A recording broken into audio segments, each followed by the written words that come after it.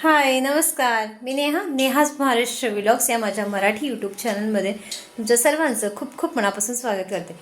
तर मध्ये ना मागच्या आठवड्यामध्ये ना माझे फारसे व्हिडिओ तुमच्याबरोबर शेअर केले गेलेले नाही आहेत. मला टाईमच ॲक्च्युली व्हिडिओ म्हणजे रेकॉर्डिंग करायलाच मला टाईम मिळालेला नव्हता. माझ्या काही कामांमुळे थोडी ऑर्डर्सची कामं चालू होती माझी. तुम्हाला तर माहितीच आहे, माझ्या छोट्या मोठ्या ऑर्डर्स असतात ज्या घरातूनच करते, पण त्रिशाला हँडल करून घरातली कामं सांभाळून त्या ऑर्डर्स मी पूर्ण करायचा प्रयत्न करत असते. त्यामुळे मी रेकॉर्डिंग दुसऱ्या गोष्टींचं किंवा हे यूट्यूब चॅनलचं जे माझे व्हिडिओज असतात ज्याच्यासाठी मी शूट करते त्यासाठी मला रेकॉर्डिंग करायला काही जमलेलं नाही आहे. तर असो, तर आता मी कालपासून परत सुरुवात केलेली आहेत रेकॉर्डिंग्स करायला आणि त्या रेकॉर्डिंग्स तुमच्यापर्यंत मी हळूहळू एडिटिंग करून पाठवत आहे. तर आज आपण करणार आहोत लाया, फोडणीच्या लाया. तर तुम्हाला तर माहितीच आहेत, ह्या लाया आपल्याकडे दिवाळीमध्ये केल्या जातात, आणल्या जातात. आपण दिवाळीचं जे आपले लक्ष्मीपूजन असतं त्यावेळेस ज्वारीच्या लाया आहेत या. तर याच लायांची आपण आज मस्तपैकी आपण मुरमुऱ्याचा कसा चिवडा करतो त्याचप्रमाणे सेम याच लायांचा आपण मस्तपैकी खमंग असा चिवडा करणार आहोत. संध्याकाळच्या स्नॅक्ससाठी हा खूप छान आहे पदार्थ, खायला हेल्दी आहे, पौष्टिक आहे आणि शिवाय सगळेच लहानपासून मोठ्यांपर्यंत सगळेच खाऊ शकतात.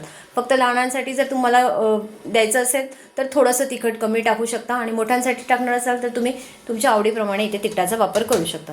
तर आता मी जास्त वेळ घालत नाही, तर आता कढई मी तापायला ठेवलेली आहे, आपण तिथे वळूयात. चला मग. तर ह्या ज्या आपल्या लाया आहेत ना, तर ह्या लाया ना चांगल्या निवडून घ्यायच्या.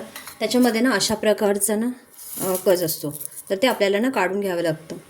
तर आता हे मी काढलेलं आहे, निवडून झालेले आहेत स्वच्छ, कुठेच कचरा नाही आहे. तर इथे मी ना थोडा कढीपत्ता हा धुतलेला असं पुसून घेतलेला आहे ओल्या सुक्या कपड्यावर आणि थोडेसे शेंगदाणे इथे घेतलेले आहेत. लाया आपल्या तयार आहेत, कढई गॅसवर तापायला ठेवली आहेत. तर आता आपण फोडणी घालून घेऊयात. तर आता सर्वात पहिले तेल तर तापलेलं आहे आपलं, तर आता आपण मोहरी टाकून घेणार आहोत. मोहरी चांगली तडतडल्यानंतर जिरं टाकून घ्यायचं आणि त्यानंतर शेंगदाणे आणि कढीपत्ता आपल्याला टाकून घ्यायचा. शेंगदाणा चांगला कुरकुरीत होईपर्यंत आपल्याला या तेलामध्ये तळून घ्यायचं आहे. तुम्हाला जर इथे तुमच्या आवडीप्रमाणे खोबरं टाकायचं असेल, पातळ चिरलेलं खोबरं, तर तुम्ही इथे टाकू शकता, ते अगदी ऑप्शनल आहे. पण मी इथे काही टाकलेलं नाही आहे, कारण हा चिवडा आमचा आजमध्येच संपून जाणार आहे, काय राहणार पण नाही आहे फारसा. तर तुम्हाला जसं जास्त प्रमाणात करायचं असेल 3-4 दिवसांसाठी, तर तुम्ही तुमच्या आवडीप्रमाणे इथे खोबऱ्याचे काप पण ॲड करू शकता. तर आपले तेलात शेंगदाणे चांगले परतून झालेले आहे. आता आपण इथे मसाले ॲड करणार आहोत. तर हळद, हिंग आपल्याला टाकून घ्यायचे आहे. त्यानंतर तुम्हाला चवीप्रमाणे इथे तुम्हाला कितपत लाल तिखट इथे ॲड करायचं आहे तेवढं तुम्ही इथे ॲड करू शकता. तर आता थोडंसं बेतानेच टाकलं आहे, कारण त्रिशा पण जेणेकरून थोडं खाऊ शकेल आणि सोबतच आपण थोडा मीठ पण ॲड करणार आहोत चवीप्रमाणे. तर आता ही चांगली आपली फोडणी. तुमच्याकडे जर चिवडा मसाला घरात अवेलेबल असेल कुठलाही, तर तुम्ही तो मसालाही थोडासा ॲड केला याच्यामध्ये तरीही चालू शकेल. तर आता चांगली फोडणी आपली बसलेली आहे. त्यानंतर आता आपण या लाया याच्यामध्ये ॲड करून घेऊयात.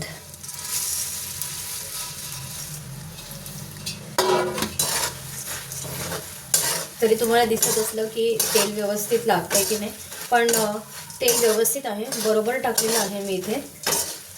आता आपण या लाया जसं हलवू ना तसं लाया सगळीकडे मसाले जे आहेत लायांना लागले जाणार आहे. तर आता आपण हे 2 मिनिट ना असंच चांगलं हलवून घेऊयात. तर हे बघा, सगळीकडे ना मसाले सगळे लागले गेलेले आहेत. आता असंच आपल्याला ना हे थोडंसं कुरकुरीत होईपर्यंत या लाया आपल्याला परतून घ्यायच्या आहेत.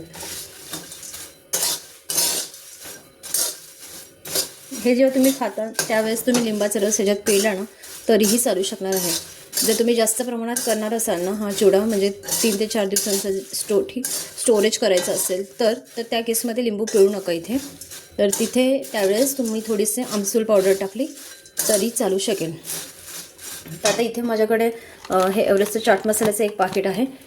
तर आपण थोडंसं चाट मसाला या स्टेजला ना थोडंसं स्प्रिंकल करून घेऊ आपण.